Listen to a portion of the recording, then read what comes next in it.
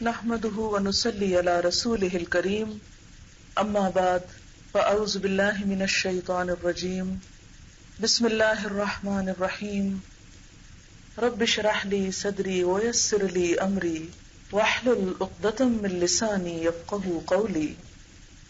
اللہ تعالیٰ کا لاکھ لاکھ شکر ہے جس نے ہمیں انسان بنایا۔ اگر وہ ہمیں انسان کے علاوہ کوئی اور مخلوق بنا دیتا تو ہم کیا کر سکتے تھے؟ ہمیں اپنے انسان ہونے پر شاید ہی کبھی شکر کا خیال آیا ہو، اس لیے کہ ہم نے اپنی اصلیت پر کبھی کم ہی غور کیا ہے۔ اسی لیے ہم دیکھتے ہیں کہ قرآن پاک میں اللہ تعالی انسان کو بار بار اس کی حقیقت، اس کی اصلیت اور اس کی پیدائش کے مراحل کے بارے میں یاد دہانی کرواتے ہیں۔ قرآن پاک میں سورۃ المؤمنون میں اللہ تعالیٰ انسان کی تخلیق کی ابتدا کے بارے میں فرماتے ہیں لَقَدْ خَلَقْنَا الْإِنسَانَ مِنْ سُلَالَةٍ مِّن طِينٍ، کہ ہم نے انسان کو مٹی کے سط، مٹی کے خلاصے سے پیدا کیا۔ ایک دوسری جگہ بتایا گیا کہ انسان کی تخلیق کیچڑ سے ہوئی، سڑے ہوئے گارے سے ہوئی، اور جیسا کہ آپ جانتے ہیں امیبا کیچڑ میں پیدا ہوتا ہے، کیچڑ کی اولاد ہے۔ اسی طرح انسان اپنی اصلیت اور اپنی ابتدا میں کہاں سے پیدا ہوا؟ قرآن نے اسے سلالۃ من طین کا نام دیا۔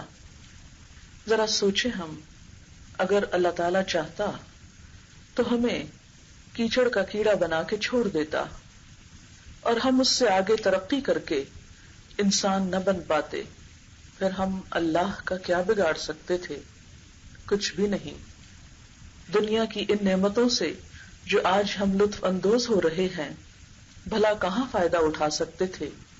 یہ رنگا رنگی، یہ زینت، یہ حسن اور یہ طرح طرح کی نعمتیں جو دن رات ہم اندھا دھند استعمال کر رہے ہیں، بھلا ہمارا ان میں کیا حصہ ہوتا؟ لیکن اللہ تعالیٰ نے ہمیں انسان بنایا۔ اس اگلے مرحلے پر انسان کے بارے میں فرمایا کہ خلقنا النطفة علقة، ہم نے نطفہ کو علقہ میں تبدیل کیا۔ علقہ عربی زبان میں جمے ہوئے خون کو کہتے ہیں۔ اسی طرح علقہ کا معنی ہوتا ہے لٹکی ہوئی چیز، سسپینڈڈ۔ اسی طرح جونک کو بھی عربی زبان میں علقہ کہا جاتا ہے۔ انسان اگر اسی مرحلے میں چھوڑ دیا جاتا، رحم مادر میں لٹکی ہوئی شکل میں ہمیشہ کے لیے، یا جمے ہوئے خون کی شکل میں، یا ایک جونک کی شکل میں، اور جونک آپ کو معلوم ہے کہاں پیدا ہوتی ہے؟ جوہڑ میں، چھپڑ میں۔ گائے بھینسیں جب اس میں نہانے کے لیے جاتی ہیں تو عموماً ان کو چمٹ جاتی ہیں۔ اگر اللہ تعالیٰ ہمیں بھی ایک جونک بنا کر کسی چھپڑ میں پیدا کر دیتا تو ہم کیا کر سکتے تھے؟ لیکن اس احسن الخالقین نے ہمیں بہترین شکل پر پیدا کیا۔ پھر فرمایا کہ ہم نے اس علقہ کو مضغہ میں تبدیل کیا۔ مضغہ گوشت کی بوٹی کو کہتے ہیں جو چبائے جانے کے لائق ہوتی ہے۔ اس شکل میں انسان اپنے ماں کے پیٹ میں، رحم مادر میں، مائکروسکوپک طریقے سے اگر اس کو دیکھا جائے تو بالکل جانور کے مشابہ ہوتا ہے۔ بازوں کی جگہ پہ چھوٹے چھوٹے نشان اور ٹانگوں کی جگہ پر اور لمبی سی ٹیل، جو انسان کو دکھایا گیا کہ اللہ نے تجھے کہاں سے اٹھا کر کہاں پہنچایا۔ وہ چاہتا تو ہمیں ایک جانور بنا دیتا، کوئی کتے یا بلی کی شکل میں، ہم در بدر کی ٹھوکریں کھاتے پھرتے تو ہم اس کا کیا بگاڑ لیتے؟ لیکن اللہ تعالیٰ نے ہمیں جانور نہیں پیدا کیا، انسان پیدا کیا۔ فرمایا ثم انشأناہ خلقا آخر، پھر ہم نے اس کو ایک دوسری ہی مخلوق بنا کر اٹھایا۔ فتبارک اللہ احسن الخالقین، تو بہت بابرکت، بہت بلند شان ہے اللہ جو سب پیدا کرنے والوں میں بہترین خالق ہے۔ تو انسان اگر اپنی تخلیق کے مرحلوں پہ غور کرے اور اپنی اس حالت پر جسے قرآن پاک میں لقد خلقنا الانسان فی احسن تقویم، البتہ تحقیق انسان کو ہم نے سب سے بہترین حالت پر پیدا کیا. اگر انسان اس پر غور کرے تو اللہ کا شکر ہی ادا کرتا رہ جائے. صرف اپنے وجود پر کتنی بہترین شکل و صورت دی، کس قدر بہترین عقل دی، سمجھنے سوچنے کی صلاحیت دی، اچھے برے میں پہچان کرنے کی توفیق دی. اور اس ساری بہترین نعمت کے ساتھ اللہ نے جب ہمیں بنایا تو پوری کائنات کو ہمارے لیے مسخر کیا. تمام چیزیں ہماری خدمت میں لگی ہوئی ہیں. یہ سورج ہو، چاند ہو، ستارے ہوں، ہوائیں ہوں، بادل ہوں، سمندر ہوں یا خشکی ہو، نباتات ہوں یا جمادات، ہم اپنی مرضی کی چیزیں ان سے بناتے چلے جاتے ہیں، اپنی ضرورت کے سامان ان سے نکالتے چلے جاتے ہیں. یہ سب کچھ پا کر آخر ہم پر بھی تو کوئی ذمہ داری عائد ہوتی ہوگی، ہمارا بھی تو کچھ فرض بنتا ہوگا. اور پھر صرف ان چیزوں سے ہی فائدہ حاصل کرنا نہیں سکھایا اللہ نے، ہم پر ایک اور بہت بڑا احسان کیا کہ ہمیں محمد رسول اللہ صلی اللہ علیہ وسلم کی امت میں سے پیدا کیا. اللہ تعالیٰ قرآن پاک میں فرماتے ہیں لقد من اللہ علی المؤمنین اذ بعث فیہم رسولا من انفسہم یتلو علیہم آیاتہ ویزکیہم ویعلمہم الکتاب والحکمہ وَإِن كَانُوا مِن قَبْلُ لَفِي ضَلَالٍ مُبِينٍ. البتہ تحقیق اللہ تعالیٰ نے اہل ایمان پر بہت بڑا احسان کیا جب ایک رسول ان کے اندر انہی میں سے اٹھایا جو ان پر اس کی آیات پڑھتا ہے، ان کا تزکیہ کرتا ہے، انہیں کتاب اور حکمت کی تعلیم دیتا ہے. اور اس سے پہلے وہ کھلم کھلا گمراہی میں مبتلا تھے، بھٹکے ہوئے تھے، راستہ کھوئے ہوئے تھے. اور یہ ایک بہت بڑی حقیقت ہے کہ اس تعلیم کا مل جانا، جیسا کہ ایک اور جگہ پر آتا ہے الرحمن علم القرآن خلق الانسان علمہ البیان، کہ رحمان جس نے قرآن کی تعلیم دی، جس نے انسان کو تخلیق کیا، جس نے انسان کو بولنا سکھایا. یہ بولنے کی قوت کسی اور جانور کو نہیں ملی. کوئی اور جانور انسان کے علاوہ اس طرح بات نہیں کر سکتا جس طرح میں اور آپ اپنے جذبات، غم، غصے، خوشی، عقل، ہر چیز کا اظہار اپنی زبان کے ساتھ کرتے ہیں. انسان کی بہترین کوالٹی کہ جس میں اللہ تعالیٰ نے ہمیں قرآن کی تعلیم دی، تو یہ رحمان کی رحمت کا ایک بہت عظیم الشان اظہار ہے کہ اس نے ہمارے اندر ایک نبی بھیجا اور اس کو کتاب دی، حکمت کی باتیں دی اور ہمیں بھٹکنے سے بچا لیا. اس اللہ کے رسول محمد الرسول اللہ صلی اللہ علیہ وسلم نے دنیا میں ایک بہترین مثالی معاشرہ قائم کر کے دکھایا، انسان کو انسان سے ملایا، محبتیں عام کی، امن اور سکون کو عام کیا. اور اس سے پہلے لوگ ان تمام تصورات سے نا آشنا تھے. عربوں کے ہاں 1700 جنگوں کے تاریخی ریکارڈ ملتے ہیں. جنگ بعث جو آپ صلی اللہ علیہ وسلم کی آمد پر ختم ہوئی 120 سال سے دو قبیلوں کے درمیان جاری تھی، بے شمار کشت و خون ہو چکا تھا. ان قبائل کو آپ صلی اللہ علیہ وسلم نے شیر و شکر کر دکھایا، کالے اور گورے کا حقیقتاً فرق مٹایا. رومی یا ایرانی یا عربی ان سب کو ایک جگہ پر لا کھڑا کیا اور ان کے درمیان کوئی فرق نہ رہا. آج محمد الرسول اللہ صلی اللہ علیہ وسلم کی تعلیمات کے بغیر نہ صرف یہ کہ ساری دنیا بلکہ ہم خود بھی فرقہ واریت، اختلافات، گروہ بندیوں، ذاتوں اور مختلف چیزوں میں تقسیم ہو چکے ہیں. ہمارے گھروں کے اندر سکون اور اطمینان نام کی چیز نہیں رہی.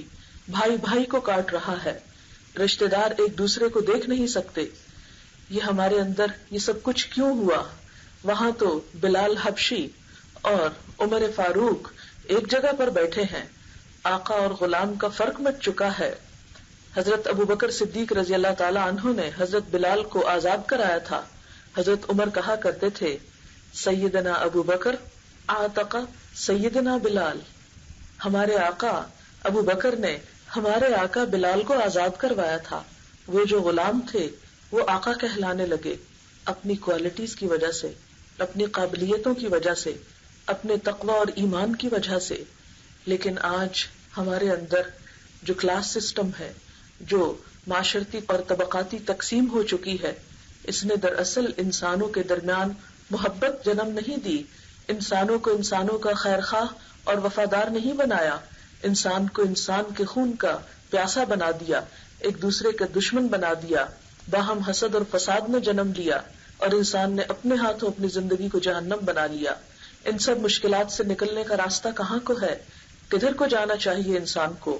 محمد الرسول اللہ صلی اللہ علیہ وسلم کے اسوہ حسنہ کو اپنانے میں ان تمام مشکلات کا حل ہے، اور اس کے لیے ضروری ہے کہ ہم آپ کی ذات سے وابستہ ہو جائیں، کیونکہ اللہ تعالیٰ نے یہ گواہی دی وَإِن كَانُوا مِن قَبْلُ لَفِي ضَلَالٍ مُبِينٍ کہ آپ کے آنے سے پہلے لوگ حقیقتاً گمراہی میں تھے، بھٹک رہے تھے، بہکے ہوئے تھے، راستہ گم کیے ہوئے تھے، اور آج بھی انسانیت محمد الرسول اللہ کے بغیر بھٹکی ہوئی ہے۔ آج ہمارا تو حال یہ ہے کہ مسلمانوں کے اندر زکوٰۃ کا نظام ہونے کے باوجود بھوک ہے، افلاس ہے، غربت ہے، بیماری ہے، تمام مشکلات ہیں۔ لیکن جن ممالک نے ترقی کے بلبوتے پر ان مسائل پہ قابو بھی پایا، وہاں بھی حقیقی امن نظر نہیں آتا، وہاں اس سے بھی بڑے بڑے مسائل نے جنم لیا، لا علاج بیماریوں نے جنم لیا، اور انسانیت آج بھی بھٹک رہی ہے۔ لیکن آج انسانیت جس کو ہم بہت محترم قرار دیتے ہیں، بہت ترقی یافتہ قرار دیتے ہیں، مگر اس پر نظر ڈالیں جنہوں نے اللہ کے بھیجے ہوئے رسولوں کی رہنمائی کے بغیر خود اپنی عقل کے ذریعے اپنی منزل اور اپنا راستہ تلاش کرنا چاہا، ان کا حال کیا ہے؟ ان پر تھوڑی سی نظر ڈال لیں کہ ان میں سے بہت سارے لوگوں نے اپنی ساری زندگیاں اس حقیقت کو پانے میں لگا دی کہ انسان کی ابتدا کہاں سے ہوئی، کیونکہ وحی کی رہنمائی سے تو انہوں نے گلو خلاصی کرا لی، اللہ اور اس کے رسول پر اعتماد اور ایمان اٹھ گیا، تو اس کے بعد اپنی عقل پر ایمان لا کر اور اپنی کوششوں اور اپنے زور بازو کے ذریعے انہوں نے حقیقت کو پانے کی کوشش کی، تو آج بھی وہ بھٹک ہی رہے ہیں۔ آپ کو معلوم ہے کہ کائنات کی ابتدا اور آغاز اللہ تعالیٰ کی کتاب میں بہت واضح طرح بتایا گیا ہے کہ کیسے ہوا اور کون ہے اس پوری کائنات کا خالق و مالک، اور اس کائنات کے نظام کو کس طرح بہترین پرامن طریقے سے چلانا چاہیے۔ یہ سب کچھ آج مسلمانوں کے پاس قرآن کی شکل میں موجود ہے، لیکن چونکہ ہم خود بھی نہیں پڑھتے اور دنیا کو بھی نہیں دکھاتے کہ اس کے اندر کیا لکھا ہوا ہے، لہٰذا وہ لوگ جو اس کتاب کو نہیں مانتے اور محمد رسول اللہ صلی اللہ علیہ وسلم کو نہیں مانتے، انہوں نے جب خود سے اپنی عقل کی بنا پر کائنات کی تحقیق کرنا چاہی، آغاز اور انجام کے بارے میں جاننا چاہا، تو بھاری بھاری رقمیں خرچ کی۔ ایٹم کے بارے میں آپ سب جانتے ہیں کہ اس کے 2 اجزاء ہوتے ہیں، نیوٹران اور پروٹان۔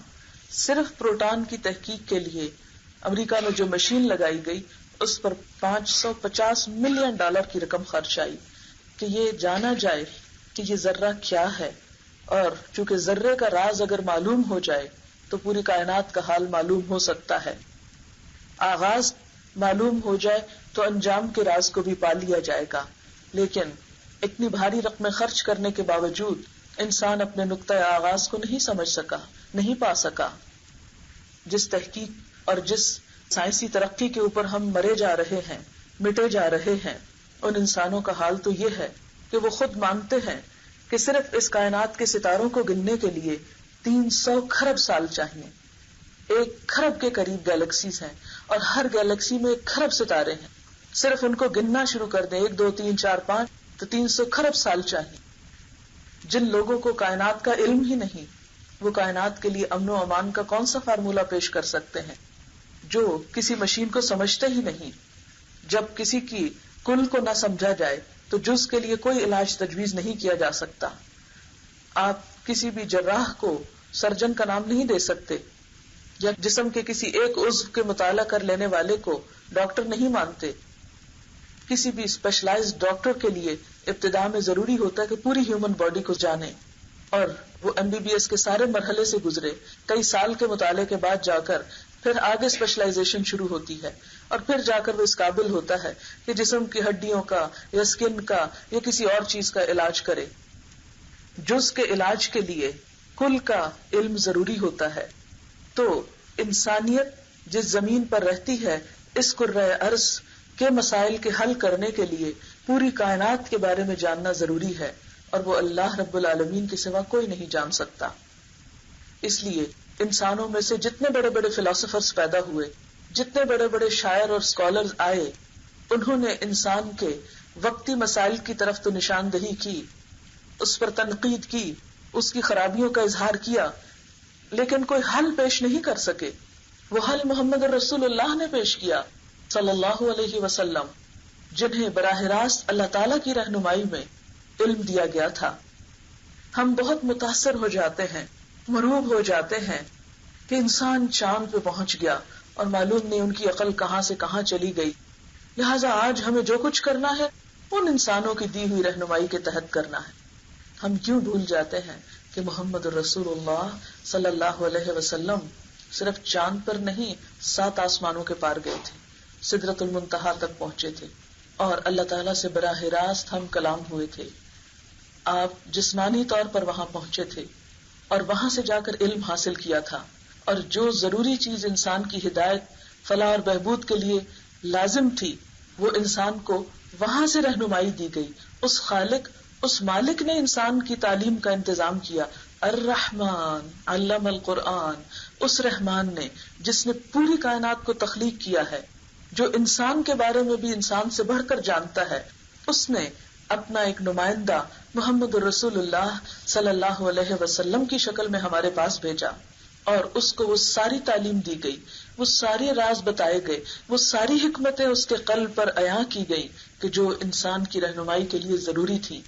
اتنا بڑا خزانہ، اتنا بڑا علم ہونے کے باوجود ہم ہر اس چیز سے بے نیاز ہو کر، اسے پسے پشت ڈال کر، اسے بیکورڈنس قرار دے کر، اسے پرانے زمانے کی کہانیاں قرار دے کر ہم چل پڑے بڑے ماڈرن کہلانے اپنے آپ کو، اور دیکھنے لگے اس دنیا کی طرف کہ جس کو اپنی بھی خبر نہیں، اور صرف چند مشینیں بنا کر وہ یہ سمجھنے لگے کہ شاید انہوں نے کائنات کا راز پا لیا، شاید وہ انسانوں کے مسائل حل کر سکیں گے. نہیں، ہماری یہ سوچ غلط ہے، اور ہم ایک بھول میں مبتلا ہیں اگر ہم یہ سمجھتے ہیں کہ ویسٹ ہمارے مسائل کا حل پیش کرے گا. اگر ہم دنیا کو کسی صحیح چیز کی طرف لانا چاہتے ہیں تو سب سے پہلا کام یہ کرنا ہوگا کہ مغرب کی مروبیت کو دل سے نکالنا ہوگا. جب تک اس کی مروبیت ہمارے دل سے نہیں جاتی، اللہ کی عظمت کا ہمیں یقین نہیں ہوتا، محمد رسول اللہ صلی اللہ علیہ وسلم کی عظمت اور محبت اور آپ کی قابلیت ہمارے دل میں نہیں آتی، اس وقت تک نہ ہم اپنی زندگیوں میں کوئی تبدیلی لا سکتے ہیں اور نہ ہم دنیا والوں کے لیے ایک رہنمائی پیش کر سکتے ہیں. آج کون سا ایسا علم ہے کہ جس کی ابتدا مسلمانوں نے نہ کی ہو؟ ہندسہ ہو، انجینئرنگ ہو، عمل جراحی ہو، ان تمام چیزوں کا آغاز مسلمانوں سے ہوا. قرآن کی تعلیم آنے کے بعد لوگوں کے اندر روشنی پیدا ہوئی اور انسانیت نے پڑھنے لکھنے کا کام حقیقی معنوں میں شروع کیا. لیکن افسوس کے ساتھ کہنا پڑتا ہے کہ ہم اپنی تاریخ سے بالکل غافل، ہم اپنے ہیروز سے بالکل غافل، ہم مسلم سائنٹسٹ کے نام تک نہیں بتا سکتے. ہمارے بچوں کو جدید دور کے تو بہت سے سائنسدانوں کے نام آتے ہوں گے جنہوں نے ابتدا کی تھی، جنہوں نے اس سارے علم کو اوریجنیٹ کیا تھا، ان کے بارے میں ہم بالکل بے خبر، لا علم. ہمارے ہیروز تو کوئی اور بن گئے. صحابہ کرام جن کے دور میں یہ ساری فتوحات ہوئی، جنہوں نے علم کی یہ روشنی لوگوں میں عام کی، ان کے بارے میں ہم کچھ بھی نہیں جانتے. تو جو قوم اپنی تاریخ سے لابلد ہو، جو قوم اپنی قابلیتوں سے ناواقف ہو، اور جو قوم اپنے مسائل کے حل کے لیے اپنے دشمنوں کی طرف دیکھ رہی ہو، جو اسے دنیا سے مٹانے کے منصوبے بنا رہے ہوں، وہ قوم کبھی دنیا میں بھی ترقی نہیں کر سکتی. آج دنیا میں بھی مسلمانوں کے زوال کا حال یہ ہے کہ کہیں پر بھی سر اٹھانے کی انہیں اجازت نہیں ہے، اور اس کی بنیادی وجہ یہی ہے کہ ہم نے اپنی شناخت کھو دی، اپنی چیزوں پر احساس کمتری کا ہم شکار ہو گئے. بڑی بڑی باتوں کو تو چھوڑیے، میں اور آپ اپنی روزمرہ کی زندگی میں دیکھتے ہیں کہ ہم کیا کر رہے ہیں. چھوٹی سی بات ہے، کھانے کے طریقے پر ہی بات کروں گی کہ اگر ہم صرف آج کی سٹنگ میں ایک چیز کی اصلاح کر لیں تو شاید ہماری باقی چیزوں کی اصلاح کی طرف بھی ہم کوئی قدم بڑھا سکیں. کیونکہ ہم علم تو بہت رکھتے ہیں، عمل نہیں کرتے، اور جب عمل نہیں کرتے تو علم انسان کے خلاف حجت بنتا ہے، انسان کے حق میں اسے فائدہ نہیں دے گا، اس کے خلاف قیامت کے دن بولے گا. چھوٹی سی مثال دوں گی کہ آپ صلی اللہ علیہ وسلم نے دائیں ہاتھ سے کھانے کو پسندیدہ قرار دیا. آج ہمیں فخر کس پر ہے؟ کس ہاتھ سے کھانے پر؟ بائیں ہاتھ سے چھری کانٹے کے ساتھ، کیونکہ ہاتھ سے کھانا تو ویسے معیوب ہے اور چمچ سے کھانا بھی ذرا پرانا طریقہ ہے، تو کچھ چیزیں ایسی ہیں کہ جو کانٹے سے ہی کھائی جانی چاہیے اور کانٹا بائیں ہاتھ میں ہی پکڑنا چاہیے. کتنے لوگ ایسے ہوں گے جو چھری کانٹے سے کھائیں تو دائیں ہاتھ سے کھائیں. نہیں، کوئی کھانے کی جرات ہی نہیں کر سکتا کہ اس کا مذاق اڑایا جائے گا. نبی صلی اللہ علیہ وسلم اس بات پر اتنا غضبناک ہوئے تھے، ایک شخص آپ کی موجودگی میں بائیں ہاتھ سے کھا رہا تھا. آپ کہیں گے یہ کیا ریجڈ بات ہے، اتنے کیا فرق پڑتا ہے، دونوں ہاتھ ہے نا انسان کے، جس سے مرضی کھا لے. نہیں، مسلمان ایک قوم ہے، ایک شناخت ہے اس کی. مسلمان کہیں پر بھی بیٹھا ہوگا وہ اپنے طریقوں سے پہچانا جائے گا. وہ محمد رسول اللہ صلی اللہ علیہ وسلم کا اتباع کرے گا، اس کی اصل وہاں سے جڑی ہوئی ہوگی، اس لیے کہ اس کو اللہ سبحانہ وتعالی کی طرف سے رہنمائی دی گئی. ایک شخص آپ کی موجودگی میں بائیں ہاتھ سے کھا رہا تھا، آپ نے اسے روکا اور کہا دائیں ہاتھ سے کھاؤ. اس نے کہا میں نہیں کھا سکتا. آپ نے فرمایا کبھی نہ کھا سکو، اور مرتے دم تک اس شخص کا دایاں ہاتھ منہ تک نہ اٹھا. آج ہم میں سے کتنے لوگ ہیں جو اپنے بچوں کو بتاتے ہوں کہ دائیں ہاتھ سے کھانا چاہیے. پھر اسی طرح بیٹھ کر کھانے کی بات، ہم میں سے کتنے لوگ اس بات کی کیئر کرتے ہیں. نبی صلی اللہ علیہ وسلم نے سخت ناپسند کیا اس بات کو کہ کھانا کھڑے ہو کر کھایا جائے، الا یہ کہ کوئی مجبوری ہو، لیکن ہم بغیر مجبوری کے کھڑے ہو کر کھاتے ہیں. آج اگر ہمیں کوئی ڈاکٹر منع کر دے کہ دیکھو فلاں بیماری ہو جائے گی اگر کھڑے ہو کر کھاؤ گے، ہم فوراً بیٹھ جائیں. ڈاکٹر پر اعتماد زیادہ ہے، محمد رسول اللہ صلی اللہ علیہ وسلم پر اعتماد نہیں. قرآن پاک میں آتا ہے یأکلون کما تأکل الانعام، کافروں کے بارے میں آتا ہے یہ اس طرح کھاتے ہیں جیسے جانور کھاتے ہیں. اور جانور چلتے پھرتے گھومتے پھرتے، کبھی اس درخت سے منہ مارا کبھی اس سے مارا، اور کوئی ادب نہیں، سلیقہ نہیں، تمیز نہیں. آج ہم میں سے کتنے لوگ ہیں جو اس ادب کی پابندی کرتے ہوں. ہم تو کھڑے ہو کر کھانا ماڈرنزم سمجھتے ہیں، فخر کی بات سمجھتے ہیں. ہاں، آج ہمیں پتہ چل جائے کہ فلاں فلاں بیماری اس سے لگ جائے گی تو ہم بیٹھ جائیں. ہم اللہ اور اس کے رسول کی عظمت کو سامنے رکھتے ہوئے ان کے ادب اور احترام میں نہیں بیٹھیں گے، بیماری کے ڈر سے بیٹھ جائیں گے. پھر ایسے میں تو ثواب بھی کہاں ہوگا اور جزا کس بات پر ہوگی. پھر اسی طرح یعنی چھری کانٹے سے کھانا منع نہیں ہے. ایک حدیث میں آتا ہے نبی صلی اللہ علیہ وسلم گوشت چھری سے کاٹ کے کھا رہے تھے. جہاں ضرورت ہو چمچ بھی یوز کر سکتے ہیں. اب ظاہر سوپ پینا ہے تو آپ اس کو ہاتھوں سے تو نہیں پی سکتے، یا کوئی اور ایسی چیز کھانی ہے تو آپ چمچ سے کھا سکتے ہیں، چھری سے کاٹ سکتے ہیں. لیکن ہمیں منع نہیں کیا گیا کہ چھری مت استعمال کرو، منع نہیں کیا گیا کہ چمچ مت استعمال کرو، لیکن اس سے منع کیا گیا کہ بائیں ہاتھ سے مت کھاؤ، اس سے منع کیا گیا کہ کھڑے ہو کر مت کھاؤ. اور پھر ہم جب غلط کام کرتے ہیں تو اس پر کانفیڈنٹ ہوتے ہیں. شیطان کتنا ہمیں خوش کرتا ہے، واہ کیا کانفیڈنٹ ہے، کتنا کانفیڈنس ہے اس شخص کو کہ یہ سب طریقے جانتا ہے. اور کبھی ہمیں شرم نہیں آئے گی، نہ اللہ سے آتی ہے نہ اس کے رسول صلی اللہ علیہ وسلم سے آتی ہے، جب ہم اللہ کی نافرمانی کرتے ہیں اور رسول اللہ صلی اللہ علیہ وسلم کی سنتوں کا مذاق اڑاتے ہیں. مسواک کی بات ہے. مسواک کرنے کے بارے میں اگر کوئی سائنٹسٹ یہ کہہ دے کہ مسواک کرنے سے معدے کی ساری بیماریاں ختم ہو جاتی ہیں تو ہم آج مسواک اٹھا لیں. لیکن محمد رسول اللہ صلی اللہ علیہ وسلم کی سنت سمجھ کر ہم میں سے کتنے لوگ مسواک کریں گے؟ ذرا آپ سروے کر سکتے ہیں جا کر. ہم کہیں گے نہیں وہ تو اس دور میں چونکہ یہ برش ملتا نہیں تھا اس لیے. ٹھیک ہے، نہیں ملتا تھا، اس میں کوئی غلط بات نہیں، لیکن بات یہ ہے کہ آج بھی برش کا استعمال کتنا ان ہائیجینک ہے کہ ایک ہی چیز کو ہم بار بار مہینوں یوز کرتے رہتے، روز کا بیکٹیریا اس میں رہ جاتا ہے، پھر اگلے دن اسی کو رگڑنے لگتے ہیں، کتنی بیماریوں کا سبب بنتا ہے، لیکن ہمیں اس کی فکر نہیں. مسواک ہر روز نیا فریش اس کا وہ نکلتا ہے. پھر آپ دیکھیں کہ آپ صلی اللہ علیہ وسلم کے مسواک کا طریقہ ہم میں سے اکثریت کو نہیں پتا ہوگا کہ آپ مسواک کیسے کرتے تھے. چھوٹی سی سنت، روز کی سنت. آپ نے فرمایا اگر میری امت پہ بھاری نہ ہوتا میں ہر نماز کے ساتھ مسواک فرض کر دیتا. آپ کے مسواک کا طریقہ آپ کسی سے بھی پوچھ لیں، حتیٰ کہ دیندار بہت سارے لوگوں سے پوچھ لیں، بہت کم لوگ یہ جانتے ہوں گے کہ آپ کیا کرتے تھے. اس لیے کہ مجھے خود بہت بڑی عمر میں آ کے پتا چلا کہ آپ مسواک کرتے کیسے تھے. یعنی نہ ماں باپ نے سکھایا، نہ کہیں معاشرے نے سکھایا، اور نہ کہیں اور سے پڑھا. ہماری کتابوں میں یہ باتیں تو لکھی ہوئی نہیں، وہاں تو اور ہی قصے ہیں. اسلامیات کا نام ہو یا کچھ اور اردو کی کتاب میں دین کے حوالے سے کچھ باتیں ہوں تو اور طرح طرح کے قصے، اولیاء کرام کی باتیں. لیکن محمد رسول اللہ صلی اللہ علیہ وسلم کی سنتیں وہ سب ناپید ہوتی چلی گئیں. آپ صلی اللہ علیہ وسلم جب مسواک کرتے تھے تو حدیث میں آتا کان یشو صفا ہو، دائیں سے بائیں، دائیں سے بائیں، اور آپ دیکھیں کہ کچھ عرصہ پہلے آپ سن رہے تھے کہ برش اوپر سے نیچے کریں، لیکن بعد میں کیا آیا کہ سخت نقصان دہ ہے اوپر سے نیچے کرنا، سارے مسوڑے خراب ہوتے ہیں، وہ زخمی ہوتے ہیں اور نقصان پہنچتا ہے. آپ صلی اللہ علیہ وسلم کے بارے میں خاص طور پر صحابہ ایک ایک چیز نوٹ کرتے تھے، اس کو آگے روایت کرتے تھے، صحابہ کرام اس کو فالو کرتے تھے دائیں سے بائیں. پھر آپ کا طریقہ یہ ہوتا تھا کہ جب مسواک نرم ہو جاتا تھا زبان کو صاف کرتے تھے اس کے ساتھ. آپ دیکھیں کہ صبح کے وقت اگر آپ اس کو ٹرائی کریں، آپ دیکھیں گے آپ کی زبان سے بے پناہ علائشیں اتریں گی.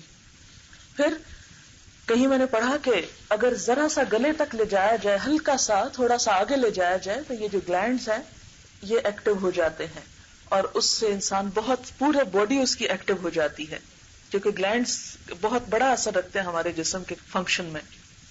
حضرت عائشہ روایت کرتی ہے کہ آپ صلی اللہ علیہ وسلم جب مسواک کرتے تھے تو او کی آواز آتی تھی. وہ کیا تھا کہ جو ہی ذرا سا گلے کو یہاں تک صاف کرتے، گلینڈز کو ٹچ کرتے، گلے کے جو ہیں ٹونسلز وغیرہ جہاں ہوتے، تو اس سے کیا ہوتا ہے، ایک دم یوں لگتا ہے جیسے وامٹ کرنے لگے ہیں، اور اس سے معدے کی سب فالتو جو ایسڈز اور علائشیں ہیں وہ باہر آ جاتی ہیں اور یہ حصہ ایکٹیو ہو جاتا ہے. اسی طرح بہت سے فائدے بتائے گئے، لیکن ہمیں ان فائدوں سے کیا لگے، وہ 1400 سال پہلے کی حکمت ہے. نہیں، آج بھی اس کے برابر کی کوئی حکمت، کوئی علاج اور کوئی میڈیسن ایسی دریافت نہیں ہوئی. اگر ہم صرف اس ایک طریقے کو استعمال کرنا شروع کر دیں تو ہم بہت سی بیماریوں سے بچ سکتے ہیں. لیکن یہ محمد رسول اللہ کا طریقہ ہے صلی اللہ علیہ وسلم، جن کی شان میں ہم نعت تو پڑھ سکتے ہیں، ہم جھوم سکتے ہیں، ہم رو سکتے ہیں، مگر آپ کی بات نہیں مان سکتے. مجھے تو ایسی محبت کی کبھی سمجھ نہیں آئی کہ انسان دوسرے کو یہ کہے کہ I love you, I respect you, لیکن آپ کی کوئی بات نہیں میں مان سکتا. I can do nothing for you. آپ صلی اللہ علیہ وسلم کو ہم پھولوں کے گلدستے تو پیش کر رہے ہیں، ہدیہ نعت کے گلدستے تو پیش کر رہے ہیں، لیکن آپ کے بتائے ہوئے طریقے کے مطابق نہ کھانا جانتے ہیں، نہ پہننا جانتے ہیں، نہ کسی سے بات کرنا جانتے ہیں، اور حقیقی معنوں میں آپ کے طریقوں کے مقابلے میں غیروں کے طریقوں سے متاثر ہیں. وہ شخص جس کی حکمتوں کے سورس اللہ رب العزت کی ذات تھی، جس نے کسی انسان سے تعلیم حاصل نہیں کی، جس کا براہ راست معلم رب العزت تھا، جو پوری کائنات کا خالق ہے، اور جس کے مقابلے میں انسان کا علم کیا ہے، وَلَا يُحِيطُونَ بِشَيْءٍ مِّنْ عِلْمِهِ إِلَّا بِمَا شَاءَ، وہ اس کے علم کا احاطہ نہیں کر سکتے مگر جتنا وہ چاہتا ہے. حضرت موسیٰ علیہ السلام خضر کی ملاقات کے لیے جب گئے اللہ تعالیٰ کے حکم پر، کیونکہ خضر موسیٰ علیہ السلام سے زیادہ علم رکھتے تھے، تو سب سے پہلے جب وہ ان کو لے کے کشتی میں سوار ہوئے تو اتنے میں ایک چڑیا آئی اور اس نے سمندر میں ایک چونچ مار کے پانی پیا. تو حضرت خضر نے موسیٰ علیہ السلام کو بتایا کہ موسیٰ، تم جانتے ہو اللہ تعالیٰ کا علم کتنا ہے بندے کے علم کے مقابلے میں؟ فرمایا کہ ساری دنیا کا علم بس یہ ایک قطرہ ہے جو اس چڑیا کے منہ میں ہے، اور اس کے مقابلے میں یہ سمندر اللہ کا علم ہے. ہم اس قطرے کو تو بڑی اہمیت دیتے ہیں، اس کے پیچھے تو مرے جاتے ہیں، ساری زندگی لگاتے ہیں، لیکن وہ سمندر، اس کی کچھ شعاعیں اور کچھ چھینٹیں قرآن اور سنت کے علم کے، وہ ہم میں سے کتنے لوگوں کی روح پر پڑ چکے ہیں. ہم میں سے کتنے لوگوں نے اپنا وقت، اپنی جان، اپنا مال، اپنی کچھ قربانی اس کام کے لیے کی ہو. پھر ہم کیسے حقدار ہیں جنت کے، کیسے امیدوار ہیں اللہ کی مزید نعمتوں کے، جب اس نے جو پہلے نعمتیں دی ان کی تو ابھی تک ہم نے قدردانی نہ کی، ان کو تو پرانی باتیں سمجھ کر ایک طرف رکھ دیا، اور ان کے مقابلے میں دوسرے لوگوں کی عظمت کے ہم گن گاتے ہیں دن رات. کسی بھی زبان کو ہم سیکھ سکتے ہیں، لیکن جو مروبیت ہے، جو ہمارے اندر روگ ہے، جو محبت اور عظمت ان زبانوں کے لیے آ گئی ہے، یہ ناپسندیدہ ہے. آپ دیکھیں گے مجھے پچھلے سے پچھلے سال فرانس جانے کا اتفاق ہوا، نہ ان کے میوزیم میں کوئی انگریزی لکھی ہوئی تھی، نہ ان کا کوئی شخص بولتا نظر آتا تھا. میوزیم میں ایک جگہ پر بائبل کے سکرولز تھے جو ڈیڈ سی سے وہ ملے ہیں، اس کے کنارے سے بہت پرانے اور بہت ہی زبردست قسم کی قیمتی ڈاکیومنٹ تھا. اور میں تڑپ رہی تھی کہ کوئی شخص مجھے پورے اس ایریا میں مل جائے جس کو انگریزی آتی ہو اور مجھے یہ جو اس کے نیچے لکھا ہے صرف یہ پڑھ کے سنا دے کہ یہ کیا لکھا ہوا ہے.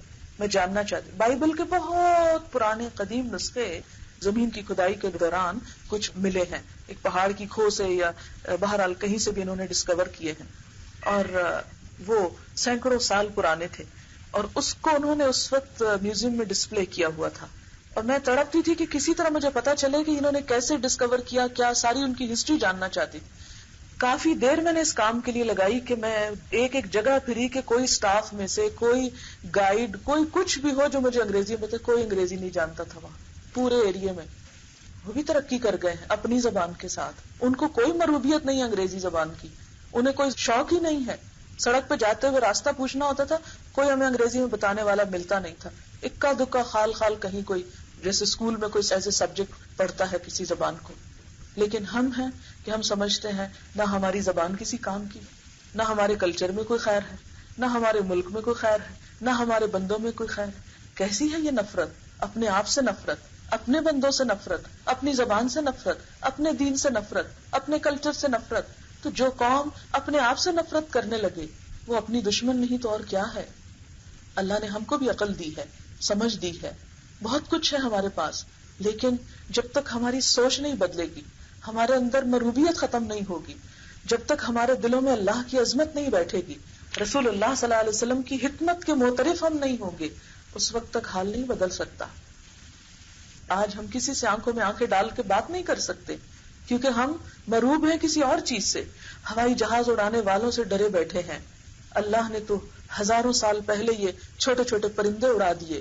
اور آپ کو معلوم ہے کہ جب ان کی مائگریشن ہوتی ہے برڈز کی، اگر آپ نے کچھ پڑھ رکھا ہو تو ایک کانٹیننٹ سے دوسرے کانٹیننٹ میں جانے کے لیے ان کا کچھ بڑا خرچ نہیں آتا. لیکن ایک جہاز جب اڑتا ہے دوسری جگہ جانے کے لیے کتنی پولوشن چھوڑتا ہے اور کتنے ہزاروں لاکھوں اس پر خرچ آتے ہیں، اور اس میں کتنے ڈیفیکٹ بار بار ہوتے ہیں کہ جب تک فلائٹ انجینئر ساتھ نہ ہو تو خطرہ ہوتا ہے کہ کوئی گڑبڑ نہ ہو جائے اور انسانوں کی زندگی خطرے میں نہ پڑ جائے. وہ چھوٹی چھوٹی چڑیاں جن کو اللہ تعالیٰ ہر موسم میں، اور ان سے پہلے ان کو کوئی ٹریننگ دینے والا نہیں ہوتا کہ تم نے یہاں سے یہاں جانا ہے، یہاں سٹاپ کرنا ہے، پھر اس طرح فلانی جگہ سے سمندر پار کرنا ہے. اتنے منظم طریقے سے یوں لگتا ہے پوری پروگرامنگ ہوئی بھی ہے ان کے اندر. چھوٹی چھوٹی چڑیاں جو نہ بول سکتی ہیں نہ ان کی بہت تیز نظر ہے، لیکن کس طرح موسم کی شدت سے بچنے کے لیے، جان بچانے کے لیے وہ ایک علاقے سے دوسرے علاقے میں سینکڑوں کی تعداد میں مائگریٹ کر کے چلے جاتے. کون ان کو بتاتا ہے کہ مشرق کو جاؤ یا مغرب کو جاؤ؟ کون ان کو بتاتا ہے کہ اتنے گھنٹے کا سمندر ہے، اتنی انرجی ساتھ لے کے جاؤ؟ وہ سب کچھ قدرت کر رہی ہے نا. اس قدرت سے ہم کبھی مرعوب نہیں ہوئے کہ جو ایک مکھی کو بھی اڑا رہا ہے. لیکن وہ جہاز بنانے والوں سے ہم بڑے مرعوب ہیں، وہ اڑانے والوں سے ہم مرے جاتے ہیں اور ان کے آگے جھکے جاتے ہیں. اپنی پالیسیز ہم ان سے پوچھ کے بناتے ہیں، اپنے کھانے پینے کے طریقے ان سے سیکھتے ہیں، لین دین کے، میل ملاقات کے، گفتگو کے آداب اپنے تو ہم نے کتابوں میں بند کر کے کہیں شیلفوں میں دبا دیے، اور اپنے ملک کے جغرافیے، اپنی تاریخ سے بالکل ناواقف. اگر میں آپ میں سے کسی سے بھی پوچھوں حضرت عثمان رضی اللہ تعالیٰ عنہ کے دور میں اسلامی فتوحات کہاں تک گئی تھیں تو بہت کم لوگوں کو پتا ہوگا. اور آج ہمارے بچے اس کے بارے میں کچھ نہیں جانتے. آپ کو معلوم ہوگا کہ حضرت عثمان رضی اللہ تعالیٰ عنہ کے دور میں مسلمان چائنا تک پہنچ گئے تھے، دوسری طرف اسپین تک پہنچ گئے تھے، ادھر افریقہ کے بہت سے علاقے فتح ہو رہے تھے.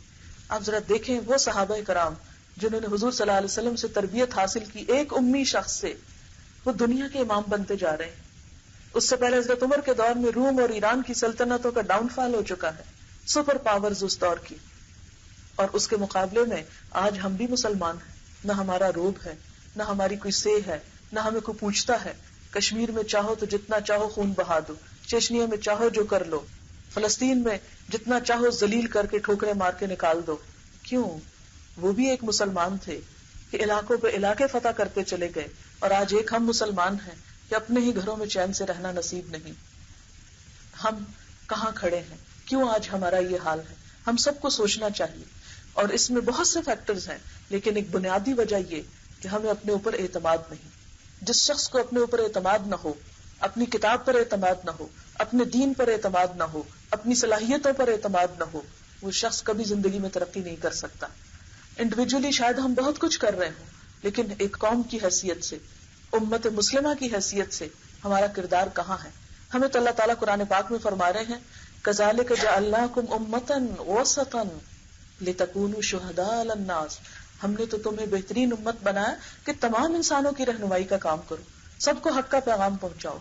تم دنیا کو رہنمائی دو، دنیا کو بتاؤ کہ امن سے جینے کا طریقہ کیا ہے، دنیا کو بتاؤ کہ تکلیفوں اور دکھوں کا علاج کیا ہے، دنیا کو بتاؤ کہ روح کا سکون کس چیز میں ہے. اور آج ہم خود ہیں کہ اپنے ہی طریقوں سے منہ موڑے ہوئے ہیں. لہٰذا ہم سب کے لیے بہت ضروری ہے کہ ہم اپنی اصل کی طرف لوٹیں اور اپنی زندگی میں جہاں ہم نے بہت کچھ پڑھ لیا، بے شمار کتابیں، بہت سے علوم، بہت کچھ جان لیا، وہاں ہم قرآن کو بھی زندگی میں ایک دفعہ تھورلی پڑھیں اور اس وقت تک چین سے نہ بیٹھیں جب تک ایک ایک شخص اللہ سے نہیں جڑ جاتا، اللہ کی کتاب سے نہیں گزر جاتا، اللہ کے رسول صلی اللہ علیہ وسلم کی وزڈم سے جس کا تعلق نہیں ہو جاتا. اسی علم کا سیکھنا ہم سب پر فرض ہے. اگر کسی نے فزکس میں ماسٹرز نہ کیا تو اللہ تعالیٰ بالکل نہیں پوچھیں گے. اس کا یہ مطلب نہیں کہ امت مسلمہ کو فزکس میں ترقی نہیں کرنی چاہیے، وہ فرض کفایہ ہے. چند لوگ بھی اگر فزکس میں ماسٹرز ہوں گے، سائنٹسٹ ہوں گے، تو اللہ تعالیٰ ساری قوم کو معاف کر دیں گے. لیکن یہ جو دین کا بنیادی علم ہے، یہ جو اللہ کی کتاب ہے، یہ جو رسول اللہ صلی اللہ علیہ وسلم کی سنت ہے، یہ ہم سب پر سیکھنی فرض ہے، فرض کے درجے میں، جس کو آپ ہر روز وہ حدیث سنتے ہوں گے، طلب العلم فریضۃ علی کل مسلم. علم کا حاصل کرنا فرض ہے ہر مسلمان پر. دنیاوی علوم امت کے مختلف گروہ جو جس کی قابلیت رکھتا ہے وہ سیکھے، وہ پڑھے، ہر ایک پہ فرض نہیں. لیکن دین ہر بندے کی ضرورت ہے.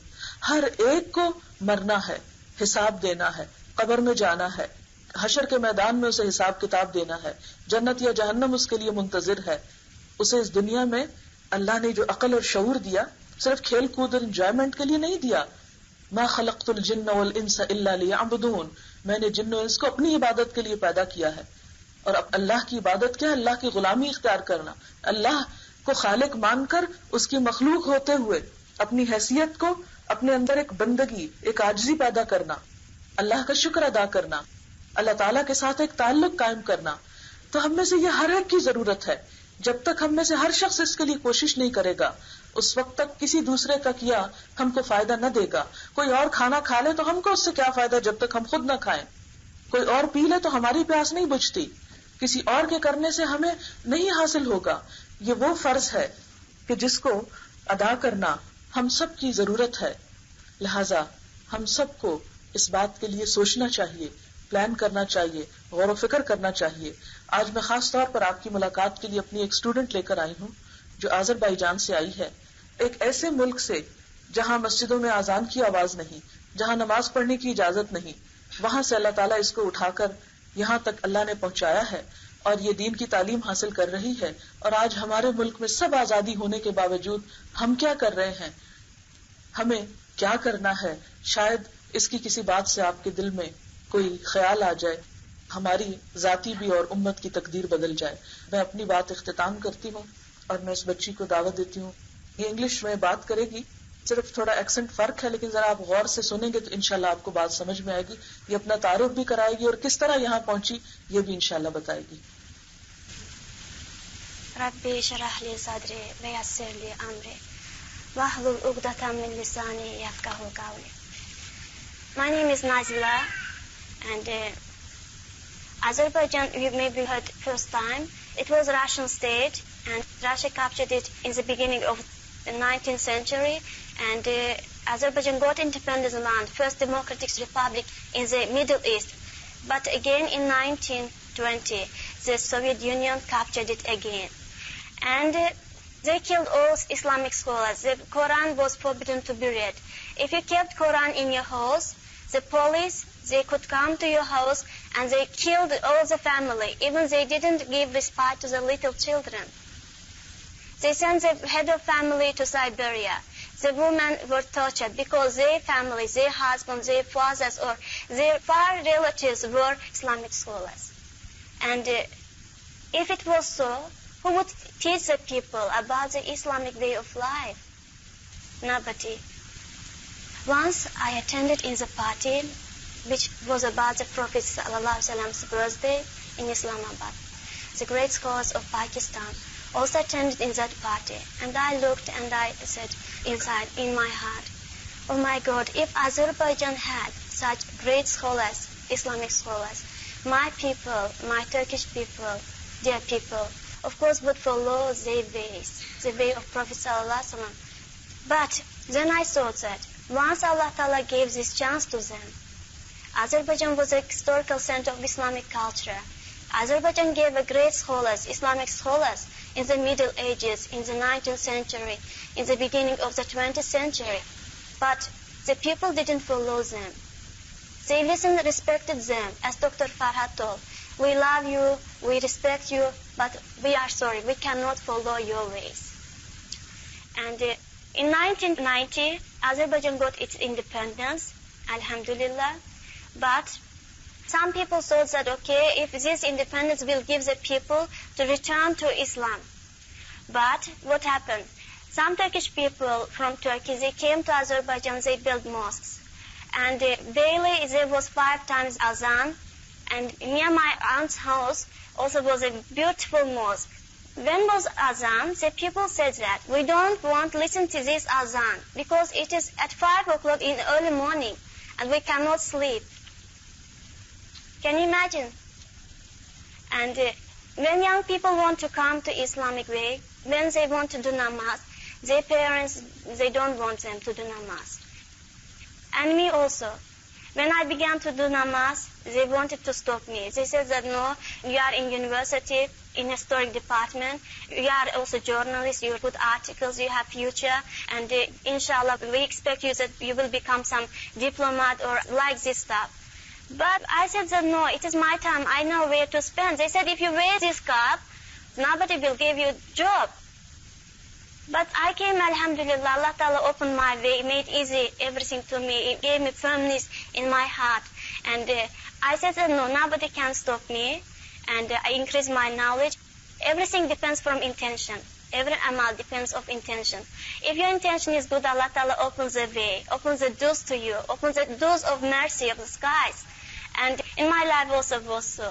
And after this, step by step, Allah Ta'ala sent me religious Islamic friends, good Islamic scholars from Britain, from other countries. They invited me to their Islamic conferences, and I get knowledge of Islam. And they opened my way. They encouraged me that I should increase my knowledge in Islam, because Azerbaijan people were in need. And I came to Pakistan. Alhamdulillah, I met very good people. Allah Ta'ala made me to meet with the good religious people. I was not among the bad people, alhamdulillah. ये Baku state university से इसने graduation किया history में, और इसमें world history भी पढ़ी, Islamic history भी कुछ पढ़ी, और कुछ अपनी आज़रबाईजान की हिस्ट्री. तो यूनिवर्सिटी से एक ट्रिप इनका गया मुख्तलिफ मस्जिदें देखने के लिए. वहां जाकर ये मस्जिदों से मुतासिर हुई और इसके दिल में इस्लाम का ख्याल आया और इसने कुछ नमाज वगैरह पढ़नी शुरू की. इसके मदर और फादर दोनों बहुत एजुकेटेड लोग हैं. लेनिनग्राड में था इसका बाप, लेकिन अब रिटायर हो गया. इसकी माँ भी बहुत पढ़ी लिखी खातून है. तो जब इसने नमाज शुरू की तो इसको ना किबले का पता, ना नमाज का सही पता, और कभी कोई इसको कुछ बताता तो किसी तरह नमाज पढ़नी शुरू कर देती, कोई और कुछ बताता तो किसी और तरह, न सही टाइमिंग का पता. एक किताब कहती कि मुझे कहीं से मिली, लेकिन उस किताब से इसने कुछ नमाज सीखी क्योंकि आसपास कोई नमाज पढ़ने वाला नहीं होता था. जब रशिया ने अजरबैजान को कैप्चर किया तो उसके बाद मस्जिदें वगैरह बंद कर दी गई. जैसे इसने अभी बताया कि अगर किसी एक फैमिली में कुरान का नुस्खा निकल आता तो पूरी फैमिली को खत्म कर दिया जाता. तो इस्लाम का नाम लेने वाला भी कोई नहीं रहा. लिहाजा इसको जब अल्लाह ताला ने ये समझ दी तो फिर इसने नमाज पढ़नी शुरू की. तो इसकी माँ ने इसको बहुत रोका कि तुम नमाज नहीं पढ़ सकती. बहुत शोर किया, इसके वालिद को कहा कि इसको स्टॉप करो क्योंकि ये तो फिर दुनिया की तालीम से जाएगी. और कहती कि मैं अब 21 इयर्स की हो गई हूँ और मेरी अपनी जिंदगी है, आप अपना काम करें और मुझे मेरा करने दें.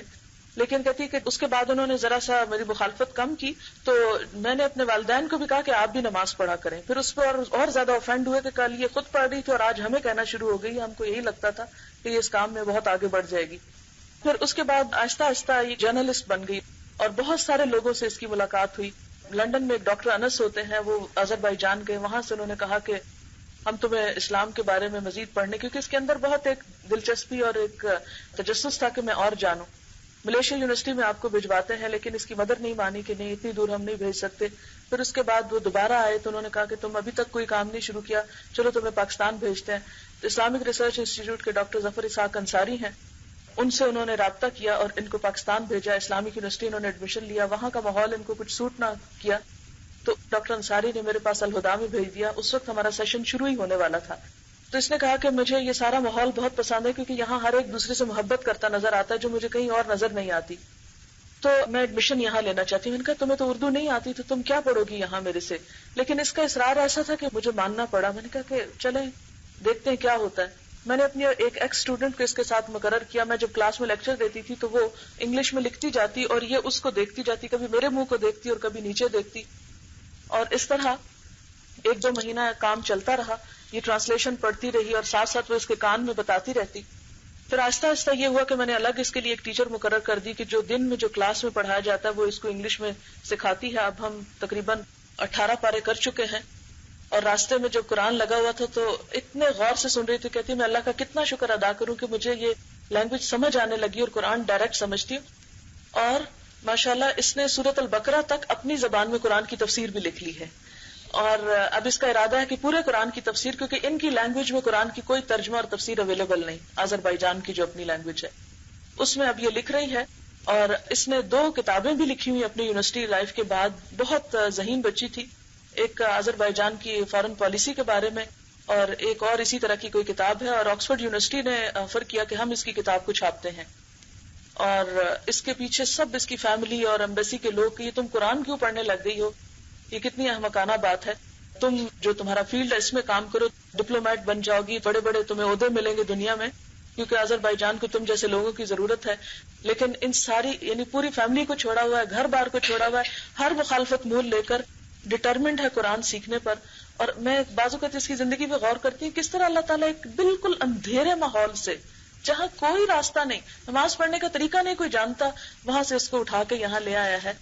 اور کس طرح اللہ تعالیٰ اس کو سکھا رہا ہے. اور اب اس نے اردو بھی کافی سیکھ لی. مجھے کہتی ہے کہ میں آپ کا اکثر لیکچر اردو میں بھی سمجھ جاتی ہوں. اور ابھی یہ 7-8 مہینے کی صرف ہماری اور اس کی ملاقات ہے. تو میں ہمیشہ سوچتی ہوں کہ ایک شخص اتنی دور سے اٹھ کے ساری قربانیاں کر کے, جس کا دنیا کا فیوچر برائٹ ہے, ایسا نہیں کہ اس کو کوئی کام نہیں تھا تو فارغ تھی, جاب کر رہی تھی, جاب چھوڑ کے, فیملی چھوڑ کے, ملک چھوڑ کے, کھانا پینا, یہاں کی ہاسٹل کی مرچیں اور جو ہم کھاتے ہیں جس قسم کا, اور اتنی شدید گرمی کیونکہ وہ بہت ٹھنڈا علاقہ ہے, ہر چیز پر اسلام کے لیے قربانی کر رہی ہے. اور مجھے کہتی ہے کہ جس طرح یہاں قرآن پڑھا جاتا ہے, مجھے امید ہے کہ میں اس سٹائل پہ جب انشاءاللہ آذربائیجان میں پڑھاؤں گی تو پڑھے لکھے لوگ بھی قرآن کو سیکھیں گے اور سمجھیں گے. تو ہمیں بہت ہوپ ہے کہ انشاءاللہ اللہ تعالیٰ اس کے ذریعے اس ملک میں بھی اسلام کا چراغ بیسکس کے ساتھ روشن کریں گے. تو اس کو لانے کا میرا مقصد اور انٹروڈیوس کرانے کا یہ تھا کہ ہمیں بھی سوچنا چاہیے کہ ہمیں اللہ نے ساری آزادیاں دی, ساری نعمتیں دی, لیکن ہم ان کی کوئی قدر نہیں کرتے, اور ہم اپنے توجہات اور دلچسپیاں ادھر ادھر کی قائم کیے ہوئے. ہم میں سے کچھ ٹیلنٹڈ پڑھے لکھے لوگوں کو دین کی طرف آنا چاہیے, تاکہ یہ جو ہمارے ملک میں ایک عام پریشانی کی بات ہے کہ دین صرف مولویوں کا کام ہے یا صرف ایسی کلاس کے پڑھنے کا کام ہے کہ جن کو اور کوئی کچھ نہیں, تو جب تک آپ جیسے پڑھے لکھے لوگ اس کی طرف نہیں آئیں گے یہ حالت نہیں بدلے گی.